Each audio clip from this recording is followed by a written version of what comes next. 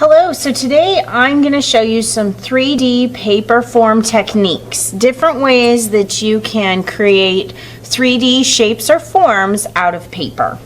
And so the first one is very simple. It's called a roll, where you can just simply, and you'll probably be familiar with this from Christmas, making paper chains for your Christmas tree, or maybe you've made a paper chain in your classroom, but you just take skinny strips of paper and you put glue on one end and you curl it around, put those two edges together, and you pinch and hold until you make a circle shape. And you kind of got to hold it for a little while. Now, you can just use skinny strips to do this, or you could do a wider strip. You could take a wider strip and put a piece of glue to make a different kind of roll. This would be a longer, skinny roll. Something like that. So that's how you make a roll.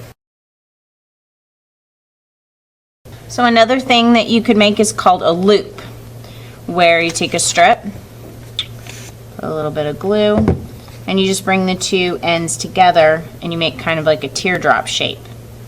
And this is called a loop. And your loop could be long and skinny.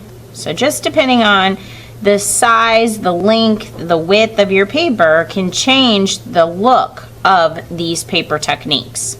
So by using a square piece of paper for a loop or for a roll, I get a long tube shape. When I use a long strip, then it looks more like a circle.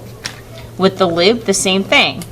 I could take one of these squares, bring the ends together to make that teardrop shape, and I get a totally, completely different look to the same technique, the loop. So this is a loop, and then this is a loop. And it'd be a completely different, two different kinds of paper, the same technique, but they look completely different. So this is an example of a loop.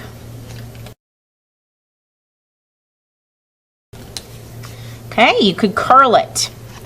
And there are different ways to curl your paper. You could just take it and carefully twist it and roll it around.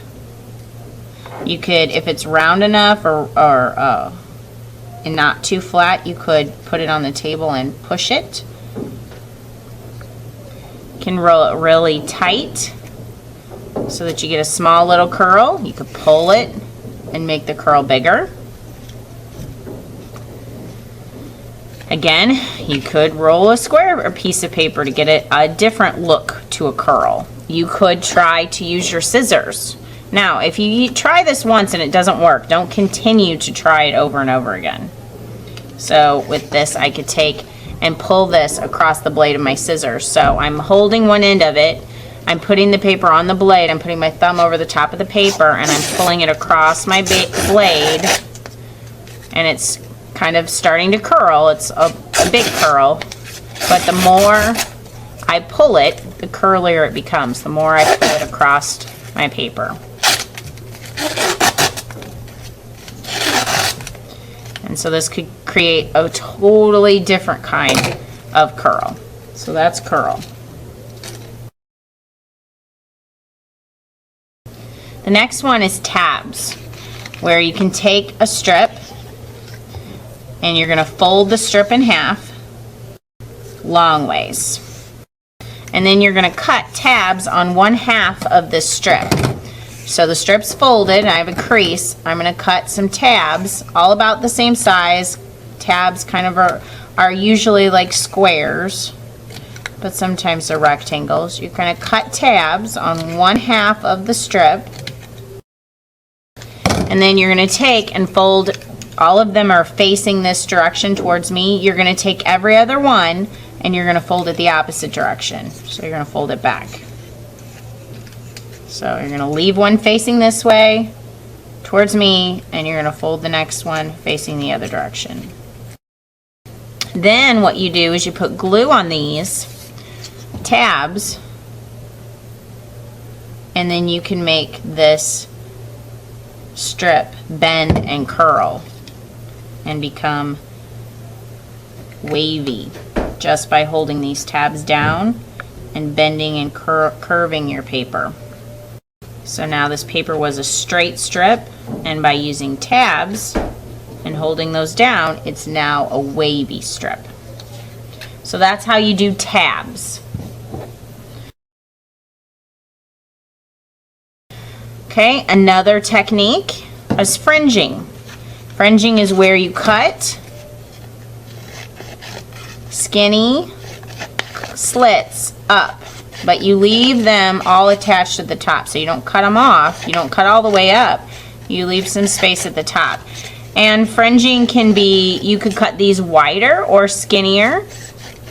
I usually, when I fringe paper, I usually cut them pretty close together and skinnier, almost trying to kind of create maybe something that looks a little bit like hair.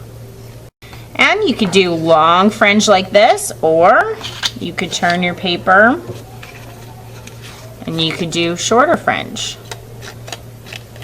on the short side of the paper. They don't have to be long. Sometimes we use this to create like 3D grass, because if we turn it this way, then it kind of looks like grass if we were to cut this out of green paper. Okay, so this is fringing in two different looks, long and short. Now you could take the fringe, another technique with the fringe is to curl it. So I could take, now I don't want to just hold it down here at the bottom and curl it with my scissors, because I could pull these off. I want to put my thumb and finger here at the edge where the cut is, and I only want to curl a couple of these at a time. So I'm pinching here where the cut is, not down here where the cut isn't, because then I would end up pulling these right off. So I'm holding them and I'm gently pulling this across my blade like I showed you in the curling technique. Oops, see, I just ripped that one off by accident. So I could just recycle that, and I could, if that bothers you, I could just take and cut that off, and then no one would know I made that mistake. So you do fringe, and you could curl the fringe, or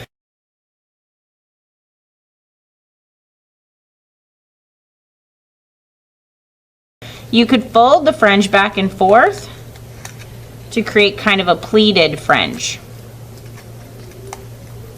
So you just fold it back and forth. And so that's another way. So we have curled and pleated.